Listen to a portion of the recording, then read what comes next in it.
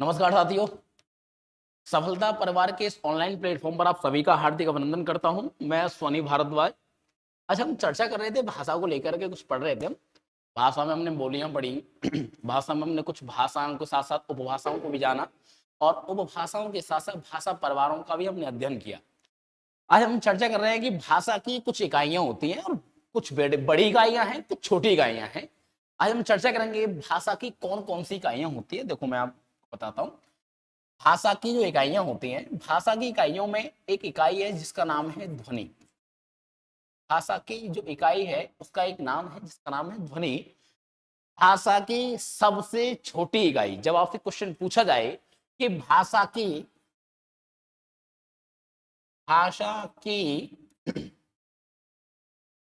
सबसे छोटी इकाई, तो आपका उत्तर क्या रहता है? ऐसा, ध्वनि। अच्छा, इस क्वेश्चन को हम ऐसे भी कह सकते हैं कि भाषा की लघुत्तम इकाई, भाषा की लघुत्तम इकाई। इसका मतलब क्या है? लघुत्तम, तीन विशेषण की तीन अवस्था होती है। एक हो जाएगी मूल अवस्था, एक हो जाएगी उत्तरावस्था और एक हो जाएगी कौन सी? उत्तम अवस्था।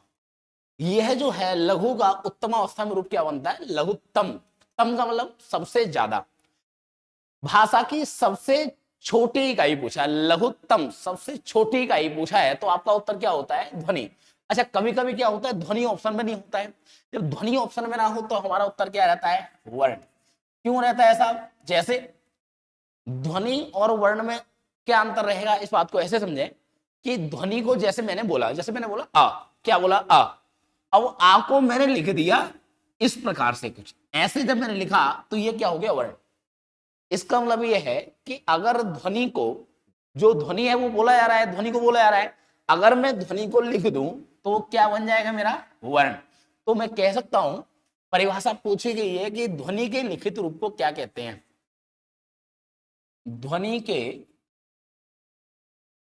लिखित रूप को, ध्वनि के लिखित रूप को क्या कहते हैं साहब? वर्ण कहते हैं। क्या कहते हैं भाई? वर्ण कहते हैं। बात समझ पा रहे होंगे आप। अगर मैं आपसे ये कहूं कि बहुत सारे, मेरे पास ढेर सारे वर्ण हैं, उन ढेर सारे वर्णों को आगे मैं क्रमबद्ध समूह में रख दूं, अगर ढेर सारे वर्णों को मैं क्रमबद्ध समूह में रख दूं तो क्या कहलाएगा? बताओ। तो आप क्या कहेंगे साहब? समझ पा रहे होंगे ना। बात यह है कि अगर मैं ढेर सारे वर्णों को कहां रखता हूं? एक क्रम में रखता हूं। मैंने क्रम में रखा तो वो मेरा जो कहलाएगा वो क्या कहलाएगा? वर्णों की एक माला। क्या कहलाएगा साहब? वर्णमाला कहलाएगी। क्या कहलाएगी साहब? वर्णमाला कहलाएगी। क्या आप जानते हैं कि वर्णमाला में हम जो अध्ययन करते हैं वो सबसे पहले वर्णों का अध्ययन करते हैं, कि शब्द में लिखा हुआ है वर्णों की माला। अब ये वर्ण क्या होता है? इस प्रश्न को हम देखें कि वर्ण क्या है। इस सिंपल से प्रश्न को अगर मैं लेके चलूं तो आप ये कहेंगे वर्ण जो होता है साहब दो प्रकार का होता है। कितने प्रकार का होता है भाई? दो प्रकार का होता है। अब ये दो प्रकार कौन कौन से हैं? आप कहेंगे एक तो हो जाएगा साहब स्वर। कौन सा हो जाएगा? स्वर। और एक क्या हो जाएगा आपका? व्यंजन। एक हो जाएगा स्वर और एक क्या हो जाएगा आपका? व्यंजन। क्लियर है इतनी बात? ये तो आपको ही पता होगा कि एक स्वर होता है और एक व्यंजन होता है। अच्छा, स्वर किसे कहते हैं, स्वर किसे कहते हैं और व्यंजन किसे कहते हैं? तो एक सिंपल शब्दों में ये कहें कि स्वर वह ध्वनि है जिसके बोलने में हम किसी अन्य वर्ण की सहायता नहीं लेते। यही तो परिभाषा होती है स्वरों की। और व्यंजनों की परिभाषा क्या होगी साहब? जिन जिन ध्वनियों के बोलने में हम स्वरों की सहायता लेते हैं उसे हम व्यंजन कहते हैं। क्योंकि व्यंजनों का जो रूप होता है, शुद्ध रूप कैसे लिखा जाता है? हलंत के साथ लिखा जाता है। लेकिन इसके उच्चारण में हम किसकी सहायता लेते हैं? जब हम बोलते हैं तो ये वाला का बोलते हैं। इसका मतलब ये है कि उच्चारण में हमने किसकी सहायता ली? स्वर की। इसमें क्या क्या मिला हुआ है? इसमें सब का प्लस आ, ली ना ली सहायता। देखो का के बाद क्या आया है? आ। तो का के बाद आ का आना ये स्वर है, और स्वरों की सहायता जिन वर्णों में ली जाती है उसे हम क्या कहते हैं? व्यंजन कहते हैं। बात क्लियर है? अब देखो मैं आपसे ये कहूं कि स्वर जो होते हैं हमारे स्वतंत्र होते हैं और व्यंजन क्या होते हैं? हमारे परतंत्र होते हैं। अगर स्वर क्या है? हमारे स्वतंत्र हैं, तो व्यंजन क्या होंगे? आप कहेंगे साहब व्यंजन जो हो जाएंगे वह हो जाएंगे हमारे परतंत्र। ठीक है ना। एक क्या हो जाएगा स्वतंत्र और एक क्या हो जाएगा परतंत्र।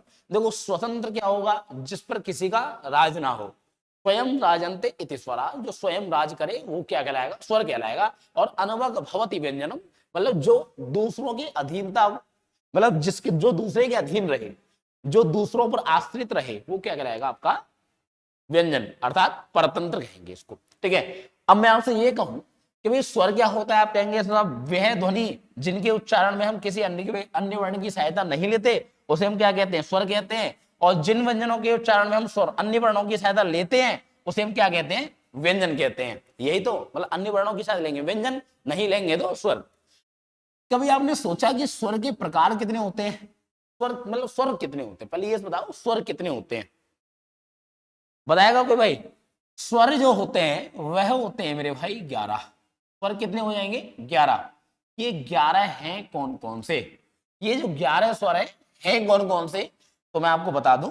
जो 11 स्वर आपको दिखाई दे रहे हैं उस उन 11 स्वरों में एक हो जाएगा आपका आ ई ई उ उ री ए आई ओ और औ। ये नहीं बोलने का कि छोटा हो बड़ा हो सब भूल जाओ, ये छोटा बड़ा कुछ नहीं होता। जब छोटा बड़ा करोगे ना तो आपका उच्चारण गलत हो जाएगा। अगर ओ और औ का शुद्ध उच्चारण करना है, इसका मतलब हमें क्या, हम पढ़ क्या रहे हैं व्याकरण, और व्याकरण में नियम क्या होता है कि व्याकरण ये कहता है कि आपको शुद्ध उच्चारण करना आना चाहिए, तो आपको शुद्ध उच्चारण करना है, छोटा बड़ा कहना भूल जाए भाई। तो अगर मैं आपसे ये पूछूं कि भाई स्वर कितने हो जाते हैं, तो आपका उत्तर क्या होगा, स्वर जो होते हैं हमारे कितने हो जाते हैं 11। ये हो गए हमारे 11 स्वर। अच्छा, अगर इनमें दो और जोड़ दिए जाए, दो कौन कौन से, अगर इनमें दो अयोगवाह और जोड़ दिए जाए, अयोगवाह को मिलाकर के संख्या कितनी हो जाती 13। अब ये दो जो जोड़े हैं कौन कौन से साहब, ये जो दो जोड़े गए हैं कौन कौन से दो हैं, इनको क्या बोला जाता है, इनको बोला जाता है मेरे भाई अयोगवाह। क्या बोला जाता है, अयोगवाह।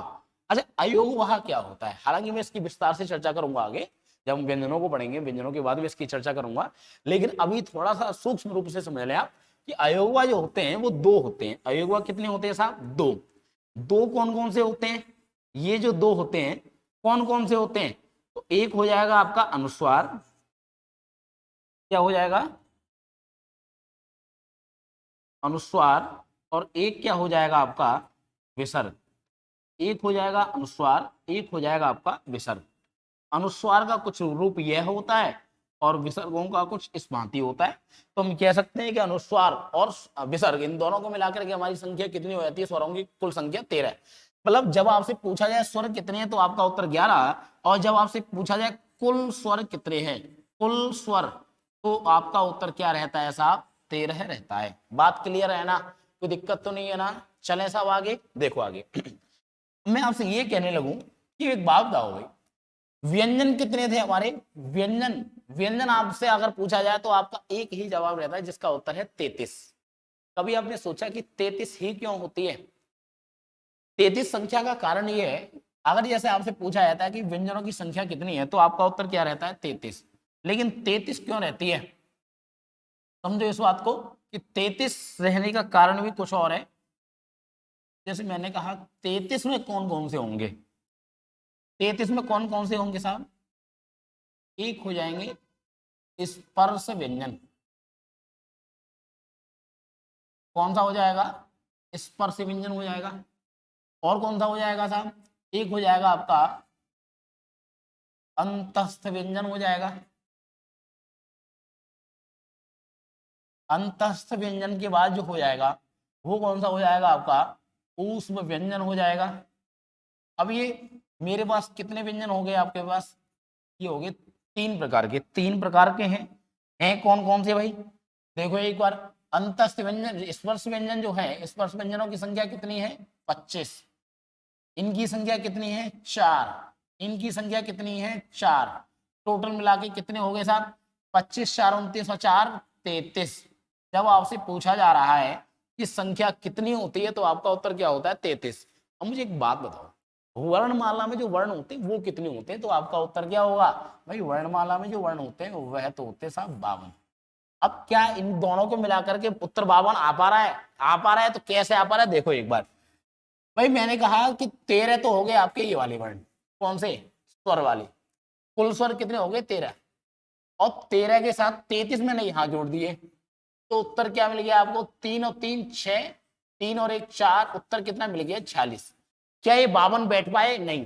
तो बाकी के वर्ण कहाँ गए? एक प्रश्न बना कि बाकी के वर्ण गए तो गए कहाँ। अब आपके मन में एक प्रश्न उठा होगा, भाई संयुक्त व्यंजन भी रह गए, भाई रह गए ना?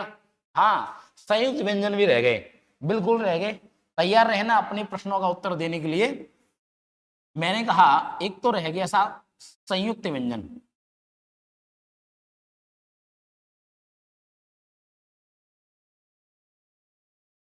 संयुक्त व्यंजन, और एक कौन सा रह गया, उच्छिप्त, जिसे हम द्विगुण व्यंजन भी बोलते हैं। द्विगुण कहो चाहे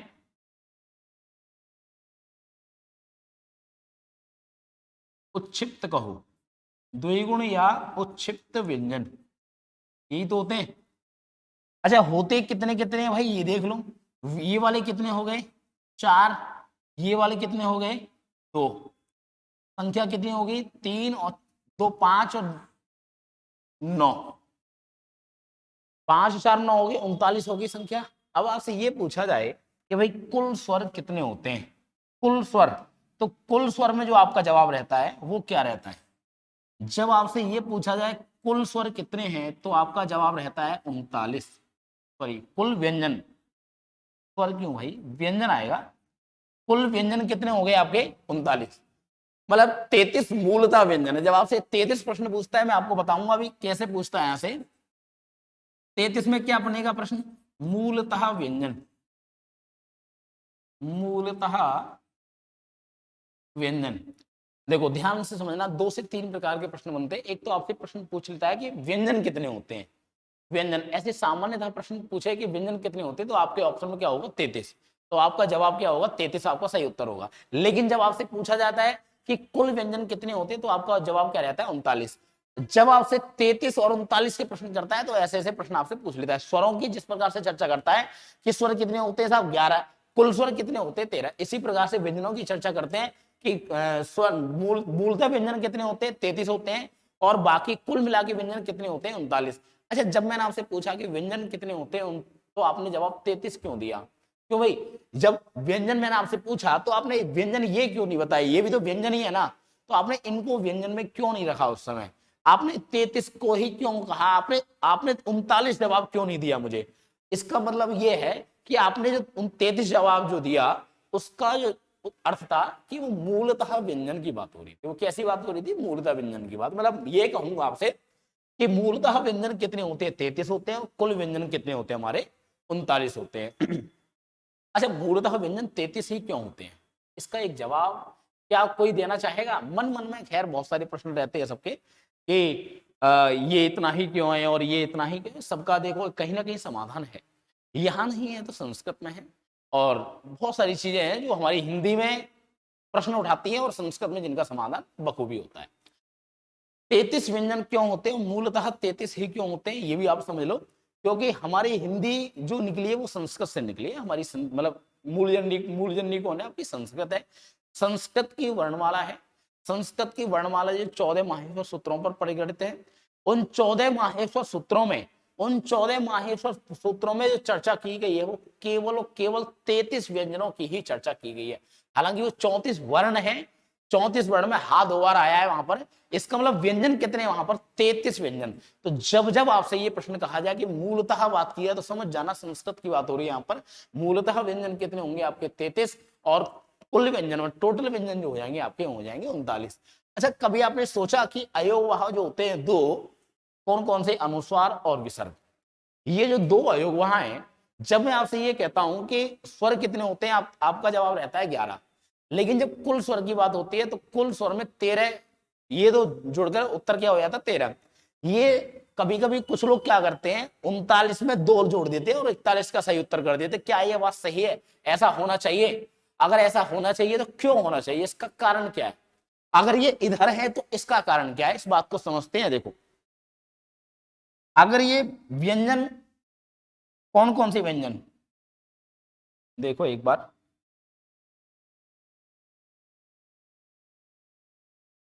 कौन कौन से व्यंजन, मैंने आपसे कहा 11 तो हो गए आपके स्वर और 2 क्या हो गए आपके अयोगवा।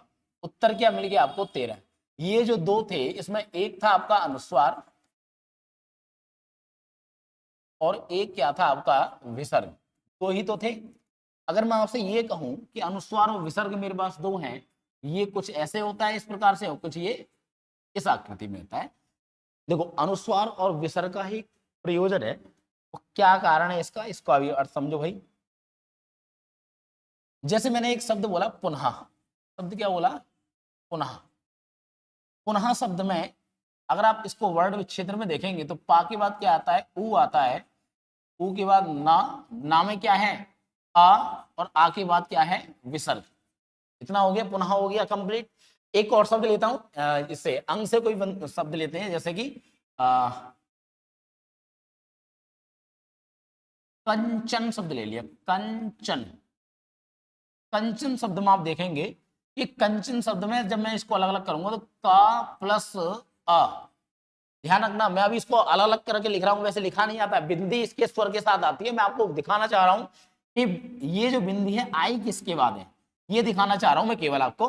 तो बिंदी के बाद क्या आया है चा के बाद क्या आया है आ के बाद क्या आया है ना, और ना के बाद क्या आया है आपका आ। कहने का मतलब ये है कि ये जो बिंदी है ये क्या है आपकी बिंदी, ये बिंदी और ये वाले विसर्ग ये किस किसके बाद आए हैं, हमेशा स्वरों के बाद आते हैं।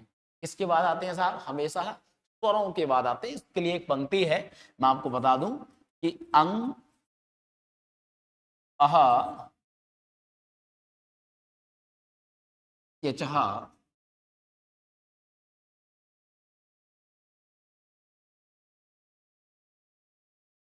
परानुस्वार विसर्गो। देखो साहब इसका मतलब क्या है, हालांकि एक संस्कृत की पंक्ति, इससे प्रतीत, इससे सिद्ध होता है कि कौन सा अनुस्वार और कौन सा विसर्ग कहलाएगा। अंग और अह इति अचह, अच कहते हैं स्वर को, अच किसे कहते हैं साहब, स्वर को। पर मतलब होता है बाद में, पर मतलब क्या होता है बाद में। अनुस्वार मतलब होता है अनुस्वार, और विसर्ग मतलब क्या होगा आपका विसर्ग। द्विवचन का प्रयोग किया गया है। अंग और अह जब स्वर के बाद आएंगे, किसके बाद आएंगे, स्वर के बाद आएंगे, तो ये क्या कहलाएंगे, अनुस्वार और विसर्ग के नाम से जाने जाएंगे। इसका मतलब यह है कि इनका प्रयोग जब जब होगा हमेशा स्वरों के बाद ही होगा। तो एक कारण मैं ये कह सकता हूं, इस एक कारण ये मेरा ये रहा कि मैंने अभी आपको क्या समझाया, मैंने समझाया कि अनुस्वार और विसर्ग को इसके साथ ही क्यों रखा जाता है, क्योंकि इनका प्रयोग कभी व्यंजनों के बाद नहीं होता, इनका प्रयोग सदैव स्वरों के बाद होता है। इसी कारण से इन 2 अयोगवाहों को स्वरों के साथ रखा जाता है। बात क्लियर हो गई, कोई दिक्कत तो नहीं है ना। चलें साहब आगे, इतनी बात समझ में आ गई हो तो मैं आगे बढ़ूं। देखो मैंने क्या कहा कि पहले वर्णों की बात की, वर्ण मेरा 2 प्रकार का है, एक स्वर और एक व्यंजन। स्वर क्या होगा आपका स्वतंत्र होगा, व्यंजन क्या होगा आपका परतंत्र होगा। स्वर जो होता है वो 11 होते हैं, स्वर कितने होते हैं 11, 11 में स्वर अ ई उ री ए ऐ ओ औ, ये 11 स्वर हो गए। 2 हमारे अयोग हुआ जिसे हम क्या बोलते हैं अंग और आहा बोल देते हैं, वो अनुस्वार और विसर्गी होते हैं।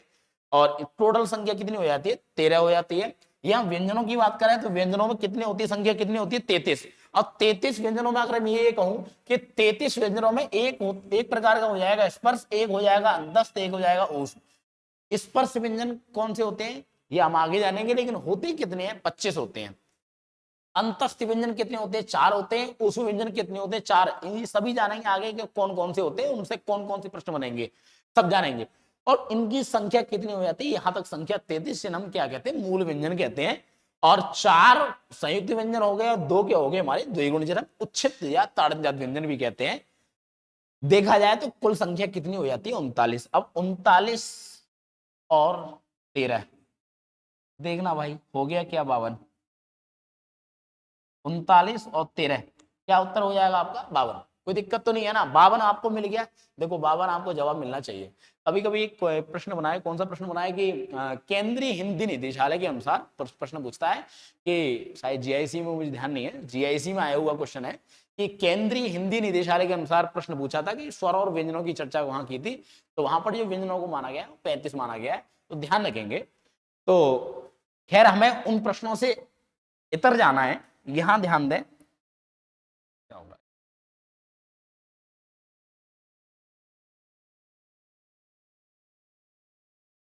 देखो भाई आगे, अब हमें क्या पढ़ना है, स्वर की परिभाषा क्या है साहब। देखो एक बार स्वर की परिभाषा मैं आपको बताता हूं।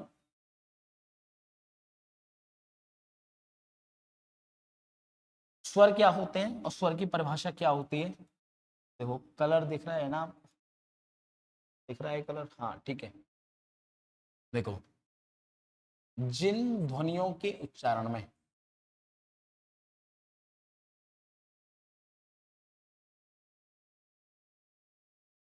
जिन ध्वनियों के उच्चारण में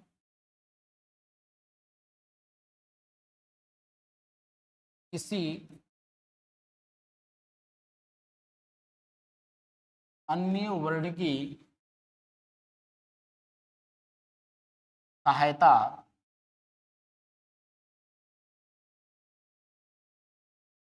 नहीं लेनी पड़ती, किसी अन्य वर्ण की सहायता नहीं लेनी पड़ती, उन्हें क्या कहते हैं साहब, स्वर कहते हैं। उन्हें हम स्वर कहते हैं। ये स्वतंत्र होते हैं, ये क्या होते हैं साहब, स्वतंत्र। लिख दे रहा हूं आगे ब्रैकेट में, ये क्या होते हैं हमारे, स्वतंत्र होते हैं। ठीक है, हम जानते हैं कि स्वरों के भेद कौन कौन से होते हैं, भेद कितने होते हैं। अगर आपसे पूछा जाए स्वरों के भेद कितने हैं, तो आपका जवाब क्या रहना चाहिए। देखो एक बार बहुत सारे लोगों का प्रश्न आ रहा होगा कि उत्तर में मिल रहा होगा कि स्वरों के जो भेद होते हैं वो 3 भेद होते हैं। कौन कौन से, ह्रस्व स्वर, दीर्घ स्वर और प्लुत स्वर, यही उत्तर आ रहा है ना। अगर यही उत्तर आ रहा है तो मुझे बताओ किस आधार पर होते हैं, किस आधार पर होते हैं।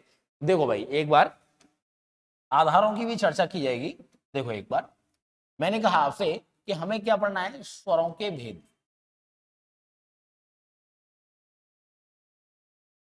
स्वरों के जो भेद हैं कौन कौन से होते हैं, किस किस आधार पर कितने होते हैं, ये भी हमें जानना है आगे। स्वरों के भेदों में हम जो पहली चर्चा करेंगे, पहले टाइप हमें मिलेगा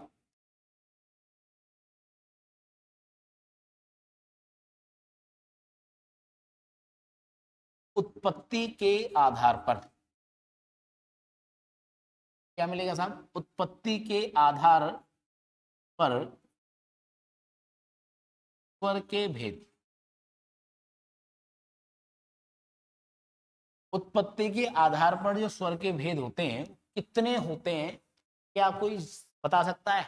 अगर कोई बता सकता है तो कमेंट बॉक्स में करते रहना, धीरे धीरे धीरे धीरे, जब जब आपका मन बने कि हाँ मुझे अब करना चाहिए तो करते रहना। देखो आगे, इसके जो भेद होते हैं भाई वो होते हैं 2। कौन कौन से 2 भेद हो गए, एक होता है मूल स्वर। कौन सा हो जाएगा साहब, मूल स्वर हो जाएगा। मूल स्वर के बाद अगर बात किया है तो एक हो जाएगा आपका संधि स्वर। एक हो जाएगा मूल स्वर और एक हो जाएगा आपका संधि स्वर। अच्छा, मूल स्वर कितने होते हैं और संधि स्वर कितने होते हैं, ध्यान रखना। हालांकि अगर कोई संस्कृत का विद्यार्थी हो, मतलब संस्कृत जैसे सुपर टेट टेट इत्यादि हो, तो संस्कृत में जो होते हैं मूल स्वर 5 होते हैं। हिंदी में मूल स्वर कितने होते हैं, 4 होते हैं। तो हमें हिंदी को लेकर के चर्चा करनी है कि हिंदी में जो मूल स्वर होते हैं वो कितने होते हैं भाई, 4। 4 मूल स्वर हो गए इसमें, लो साहब 4 हो गए। अब बताओ कितनी संख्या बची होगी, संधि स्वरों की जो संख्या बची होगी कितनी बची होगी। अरे टोटल हमारे पास कितने हैं, 11। 11 में से 4 चले गए तो क्या बचे हमारे पास, 7। इसका मतलब ये है कि मेरे पास 7 ऐसे स्वर हैं जिन्हें हम संधि स्वर कहते हैं और 4 ऐसे स्वर हैं जिन्हें हम क्या कहते हैं, मूल स्वर कहते हैं। बात क्लियर है ना इतनी, आगे समझो। मैंने कहा मूल स्वर 4 हैं, सब हैं कौन कौन से, तो इसको भी समझ लो। ये जो होते हैं ना भाई, ये होते हैं आ ई ऊ और री, चार चार होते हैं। कौन से होते हैं ये? मूल स्वर चार होते हैं। संधि स्वर कौन कौन से होते हैं? 7 होते हैं। होते कौन कौन से, इसको समझो। मैं इसका थोड़ा सा छोटा रूप करता हूं, देखो आगे।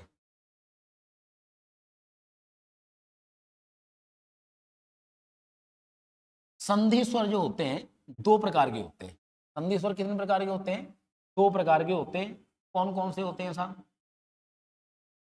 एक तो हो जाता है दीर्घ संधि स्वर, एक हो जाता है संयुक्त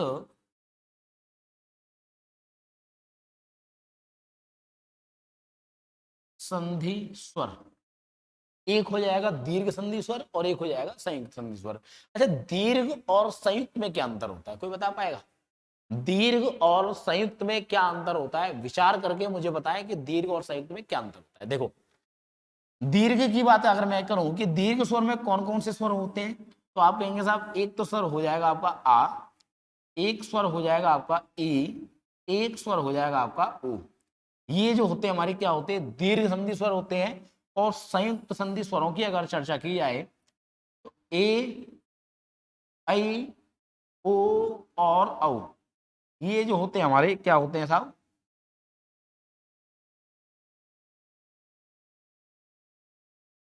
ओ और औ, ये क्या हुए हमारे संयुक्त संधि स्वर। इधर वाले क्या है? दीर्घ संधि स्वर। ये वाले क्या है? हमारे संयुक्त संधि स्वर। अगर मैं आपसे ये कहूं कि दीर्घ संधि स्वर कितने हैं? 3 हैं। संयुक्त संधि स्वर कितने हैं? 4 हैं।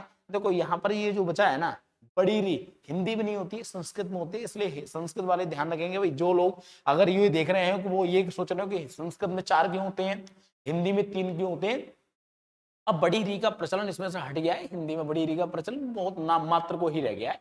जो लोग समझते हैं वो शायद इनका प्रयोग करते हैं। देखो आगे, अगर जैसे मैं आपसे ये कहने लगूं कि भाई आ किस किस से मिलके बना है, तो आप क्या कहेंगे? आप कहेंगे साहब आ प्लस आ से मिलकर के क्या बना है? बड़ा आ बना है। इसी प्रकार से ई प्लस ई, इन दोनों से मिलकर के क्या बना है? बड़ी ई बनी है। ऊ प्लस ऊ, इन दोनों से मिलकर के क्या बना है? बड़ा ऊ बना है। क्लियर है ना इतनी बात? भाई इतनी तो आज समझ पा रहे होंगे। आ मिलके बड़ा बन गया, ए मिलके बड़ी बनेगी और ऊ मिलके बड़ा ऊ बन गया। क्लियर है? अब समझते संयुक्त संधि स्वरों की। देखो, आ प्लस ई, आ प्लस ई से मिलकर के क्या बना? ए बना। अब ये छोटी ये है, इसकी बड़ी बहन कौन सी है? बड़ी है। भाई ये छोटी बहन है, ये बड़ी बहन है, समझ पा रहे हैं ना? और ये छोटा भाई है, वो छोटा है ना। हाँ, और औ कैसा है? बड़ा है। तो ये छोटा भाई और ये बड़ा भाई है। समझते रहना मेरी बात को। जो लोग भूल जाते हैं ना कि ए किससे मिलके बना है, बड़ा ओ किससे मिलके बना है, मेरी बात को ध्यान से समझना, सुनना आराम से कि देखो आ और ई ने मिलकर के क्या बनाया? ए बनाया। अब ए क्या बोलती है ई से कि भाई निकल यहां से, मैं अपनी बड़ी बहन का निर्माण खुद ही कर लूंगी। इसका मतलब ये हुआ कि आ के साथ मिल करके छोटी ए ने बड़ी बहन का निर्माण खुद से कर लिया। बात क्लियर है ना? अरे ए किससे मिलके बनी है? आ प्लस ई से। आ प्लस ई से मिलके बनी है ए, और आ प्लस ए से मिलकर के क्या बनी है? आपकी बड़ी ए बनी है। अगर मैं आपसे कहूं यही कंडीशन फॉलो हुई कहां पर? आ प्लस ऊ, इन दोनों से मिलकर के क्या बनता है? ओ बनता है। अगर आ प्लस ऊ से मिलकर के ओ बनता है तो मुझे बताओ मेरे भाई, आ प्लस किससे मिलकर के औ बनेगा? जल्दी बताओ, कमेंट में जल्दी बताओ भाई। अगर कोई बताना चाह रहा है बताओ जल्दी कि आ प्लस किससे मिलकर के बड़ा ओ बनेगा। मैंने भी आपको बताया, आ प्लस ओ से मिलकर के क्या बनेगा? बड़ा ओ बनेगा। क्लियर है ना? कोई दिक्कत तो नहीं है ना? बात समझ में आ गई? एक बार फिर से समझ लो। यहां पर मैंने कहा कि स्वरों के जो भेद होते हैं उत्पत्ति के आधार पर स्वरों के भेद कितने होते हैं साहब? 11। मतलब कितने भेद हो गए? 2, लेकिन 11 स्वरों को जब इसमें बांटते हैं तो मूल स्वर और संधि स्वर। मूल स्वर कितने हैं? 4 हैं। संधि स्वर कितने हैं? 7 हैं। ठीक है, मूल स्वर 4 कौन कौन से? आ, ई, उ, री। संयुक्त संधि स्वर कितने हैं? दीर्घ संधि स्वर और संयुक्त संधि स्वर। कौन कौन से हैं? इनको एक बार नोट करें फिर आगे बढ़ते हैं।